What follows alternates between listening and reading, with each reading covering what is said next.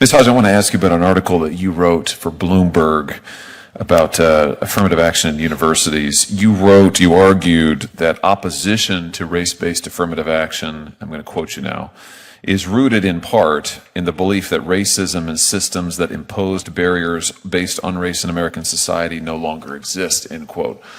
I had been under the impression that the argument was actually the opposite, that race-based affirmative action imposes race-based barriers on particular racial groups. Now, your article was about the Harvard case, so I take it you're familiar with that case. Is that fair to say?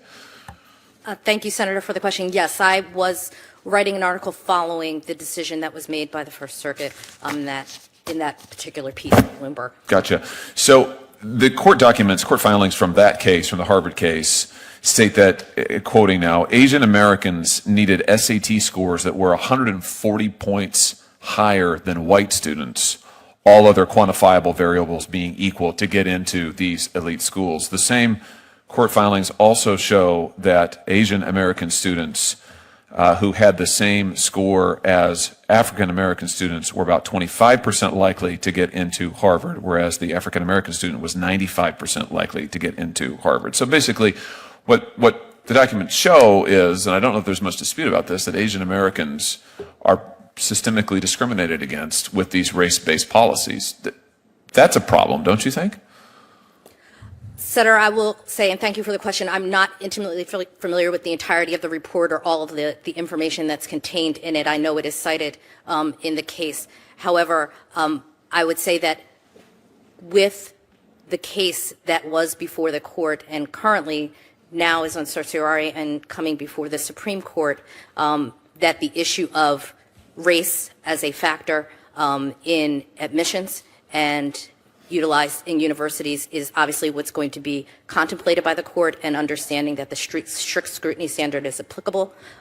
It would be a determination as to whether or not there's a compelling governmental interest, and if it's narrowly tailored to afford that interest for all who are asserting the arguments. Yeah, but is it a problem? I guess my question is it a problem for universities to make it harder for members of a certain race to be admitted to their university, to do it deliberately? Is that a problem? That's what your article's about. I'm asking, you've expressed an opinion on this, so I'm just asking about your opinion.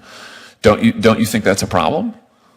Senator, thank you for the question. The article was written in the context of really providing, in essence, a procedural roadmap of what had transpired. Yeah, but you expressed, though, I'm sorry to interrupt you, it's just I've got so little time and I have the article in front of me. I enjoyed reading it. But you express your personal views, which is fine, by the way. I'm just asking about them.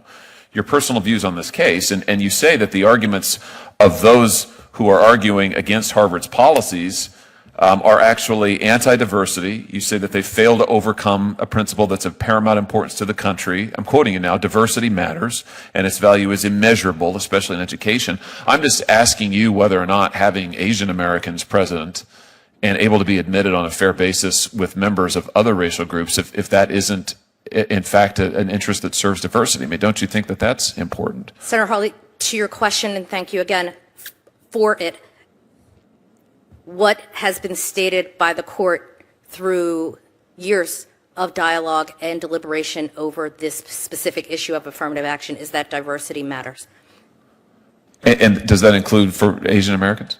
For everyone. And that's your personal opinion, too?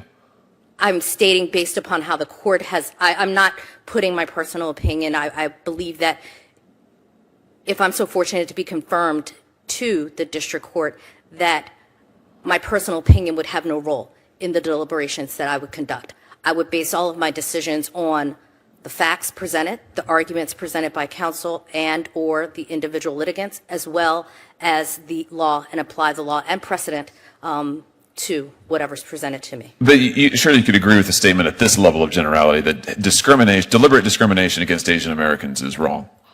Is that fair to say? Senator Hawley, I say that discrimination is prohibited, and people who are discriminated against under the law, obviously the work I also do in terms of employment discrimination, if someone is discriminated against based on a protected category, that is something that that's protected against under the Constitution. But it's not wrong. I mean, you can't just say it's wrong. I'm trying to understand why you're splitting the hairs the way you're splitting them. Senator, I'm not splitting hairs. Discrimination is illegal. But my question to you is, discrimination against Asian Americans is wrong. Yes? Discrimination against anyone is wrong. Yeah. Judge Perez, let me just finally ask you here, and I'll have some more questions for others of you for the record, but our time is very limited. I just want to ask you about something you said in some interviews when you were running for judge. You were critical of mandatory minimum sentences. You called them political in nature. Is that still your view, that mandatory minimum sentences are problematic? You're an opponent of those? Thank you for the question, Senator. Senator, in my almost 7 years now as sitting as a state court judge and hearing matters that involved, to this day, mandatories at times, including third strike laws, I have been consistent in my application of those and following the law as directed by statute and by the case law under Pennsylvania law. But do you think that they're political in nature, and are you an opponent of them? I guess is my question. I'm just asking about what you said about your own views. So is that still the case, or have you changed your mind? At this point, sir, my perspective is very different. I made those statements when I was an advocate, and being a neutral jurist for the past 7 years, it's now 100% my job, day in and day out, to apply the law to the facts as I see them in my courtroom. And if a mandatory minimum applies, I will apply that mandatory minimum. And are you still anti-death penalty inherently? You said you were anti-death penalty inherently. Is that still the case? Again, Senator, at the time that I said that, I was an advocate who previously did work in death penalty cases.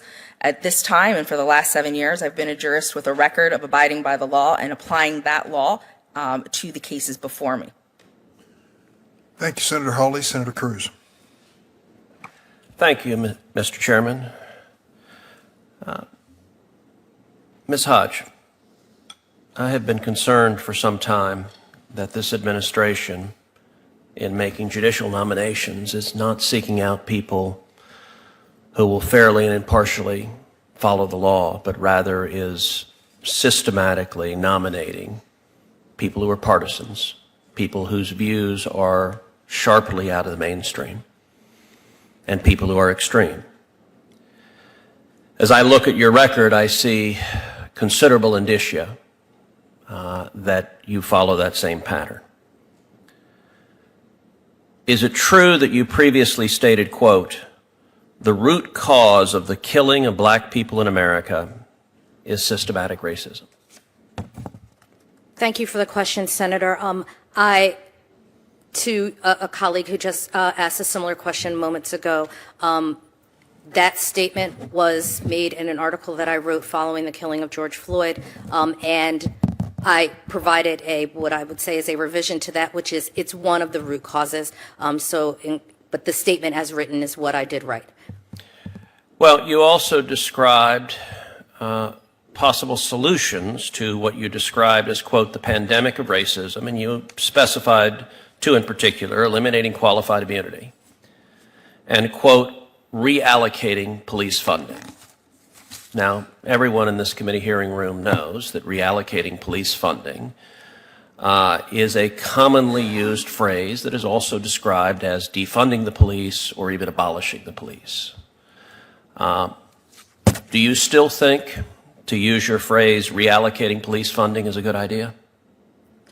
Senator, thank you for the question. I believe that when I noted those two specific things in the article, that I was taking from what the dialogue was, particularly in this body, in terms of potentially revisions or considerations for how to address crime and incidents of violence. And with that, I believe that all of those considerations are things that are left to the policy level, that is not something that if I were so fortunate to be confirmed as a U.S. District Court judge that I would speak to or have any role in whatsoever, that is something that is a policy consideration that is left to a body such as the legislative body. So, Ms. Hodge, I will say, I'll make a prediction for you, which is that the Democrats on this committee will give lots of speeches about how they don't support defunding the police.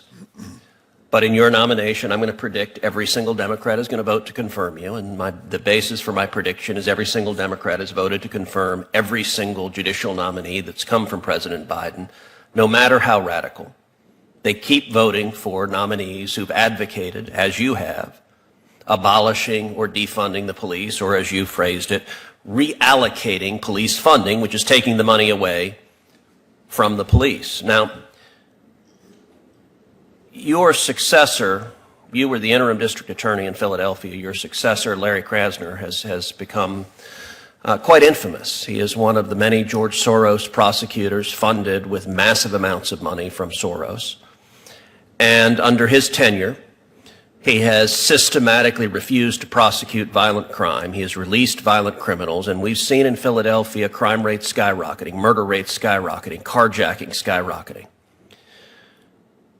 Do you believe the policies of District Attorney Krasner have played a significant role in the escalating murder rates and crime rates in the city of Philadelphia? Thank you for the question, Senator.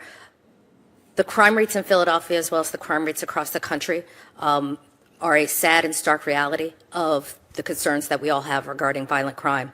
Specific to your question, myself, having been the district attorney of Philadelphia, having worked alongside and with law enforcement for a number of years, have the utmost respect and appreciation for the work that they do. And I also, when I served as district attorney... Okay, Ms. Hodge, we have very limited time. I so my understand. question was, have the policies of Mr. Krasner contributed to the skyrocketing crime rates in Philadelphia? I believe that in order to address an issue as complex as crime in Philadelphia or any city in this country or any place in this country, that it involves a cross-systems interaction between many individuals. And so Ms. I Hodge, can't speak are to... you willing to answer yes or no? I believe that I can't answer it yes or no because I believe it's complex. So You also said in 2021, and this is a quote, you need to look at everything with a diversity lens. You need to take a moment to put on those glasses and look at every aspect, from hiring to promotion to business development to marketing to strategy to front-facing clients to everything. You need to have that lens.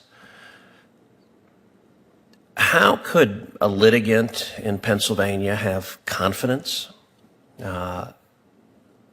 if they were appearing before you as a judge that they would be treated fairly, given your statement that everything has to be looked at from a racial lens? The Constitution is quite explicit, protecting equal protection.